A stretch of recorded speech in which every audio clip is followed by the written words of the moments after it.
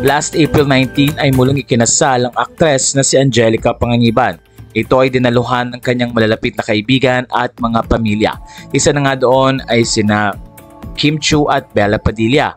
Kaya naman sa isang Instagram ay hindi napigilan Kim na magbahagi ng mensahe para sa kanyang matalik na kaibigan at ilang mga photos din ang kanyang ibinahagi. Ayon kay Kim, "What a blessing to witness a love so pure and genuine. A love that came at the right time with the right person. A love that is deep and a perfect match. Congratulations Mom C. Second time na to pero nakakaiyak pa rin.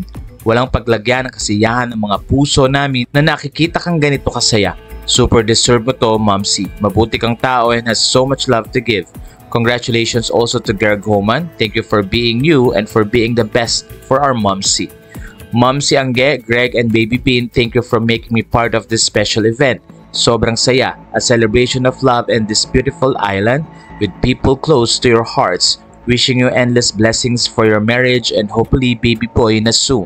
Derek Andoy, congrats on being the coolest and officiator. Congrats, kinaya ko ang pagiging emotional. Mom si Belly, this event will not be extra fun without you. Ang Becky rocks anytime, anywhere. Save ko na yung pick natin dalawa para sa birthday mo bilang malapit na. Sa puntong ito ay maraming netizen ang natuwa sa friendship na meron si Kim, si Angelica at si Bella Padilla. Natutuwa din ang mga fans sa pagiging open nila at sinishare ang mga highlights ng kanilang buhay. Kaya naman mula dito sa Pinoy Showbiz Latest, congratulations sa wedding at sa magandang pamilya ni Angelica at pati na rin ni Greg Homan kasama ang kanilang napaka-cute na anak na si Baby Bean. At sa pagsikat ng araw, may kayakap na ako. Ikaw ang naging sagot sa lahat ng aking panood.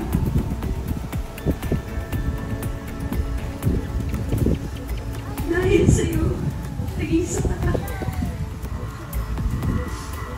Ikaw ang dahilan ng mga ngiti ko ngayon. Kaya mula ngayon, hanggang habang buhay, ikaw na ang magmamayari ng mga ito. Ikaw ang paulit